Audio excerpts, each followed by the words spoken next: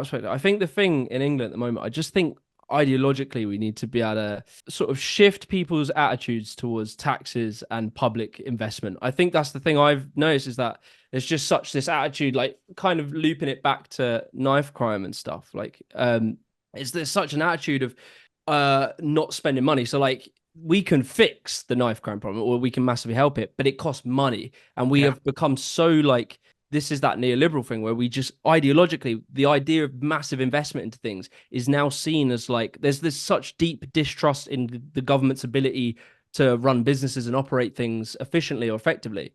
And we've just sort of, I think we've all absorbed this attitude that the government can't do it properly, and in Britain we don't do much public spending. We've just accepted that, and Apart it's from the like, NHS, which we all love. yeah, yeah, Yeah, exactly. Yeah. which But is, I but mean, all, yeah, you'll hear from the right that the management fees are over the top. Too many admins, but not enough nurses.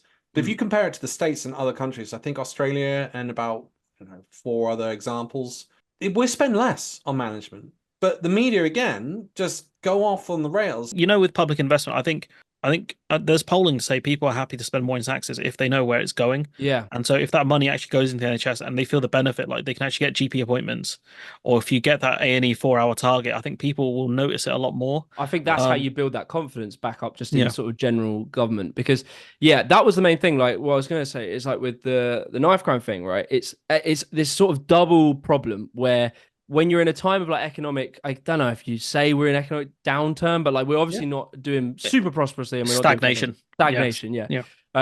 When you're in that period of time, it's the most important to spend and like work on these things, but it's so unpopular because whatever you choose becomes like, so say you want to fix the knife crime thing, you then go, right, we're going to spend, I don't know, 7 billion on fixing knife crime. And then people will go, you mean you're going to give those people who are running around in the streets with knives 7 billion pounds? Yeah. And then you're like, well, yeah, but they wouldn't run around the streets with the knives if we give them the money. But they're like, no, we can't reward these people. These Yeah. people are animals. They deserve to go to jail, which will cost us more money that we have to spend. But it doesn't fix Do, it. And it's do you know what's not yet? Sorry.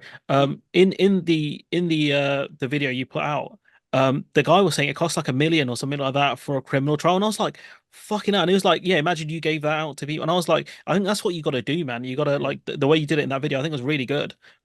Explain to people the cost of inaction, like the yes, cost of getting rid of the winter fuel allowance. An ambulance call out costs £250.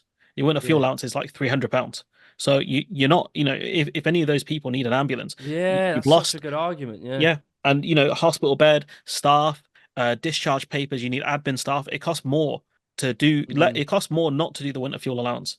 It costs more to not do, it costs more to keep the two-child benefit cap. mm, Because there's a social cost and an economic cost. And that's the thing, like, like domestic violence. I did a video on it a couple of years ago. It costs more to keep the current system of, allowing, essentially, effectively allowing domestic violence than it is to solve it. Like, the amount of costs for broken bones, for mm, psychological care is mm. insane. Whereas if you build more kind of, refuges for men and women who are victims of domestic crime, domestic violence, and you get them out of there, you actually save money because the trials Yeah. are less complex as well. Yeah, yeah. It's nuts, isn't it? When you put it like that to people, I think you say there's a cost of inaction. Like I did a video, sorry, I'm plugging loads of videos here. A video, an economist saying that there is a cost of inaction here, and Yeah. that's what it is. Like austerity is a cost of inaction. That's a good talking point. Is cost of inaction. I think that's a really strong way because what I read this really cool book by George Monbiot about neoliberalism, and I really just sort of got this perspective that it's literally like storytelling, and their story is so strong. Like the idea of this overburdened, lazy, bureaucratic government that's trying to stifle the little guy making his business, and it's such good like rhetoric and stuff like what you just said there. The cost of inaction is Yeah. a really good way. Like that's what I sort of try and think about. It's like I think having this more kind of left economic attitude, it needs better rhetoric and it needs to be able to not do what Starmer's doing, which is like, look guys, we want to do just slightly move it over there. It needs to like attack it head on and be like, no, you guys are stupid. Like your ideas don't work. Look at the world and look at how what your ideology is playing out to create. It doesn't work, and we need to actually argue that. But no one, well, there are people, but there just doesn't seem to be lots of people tackling it head on like that.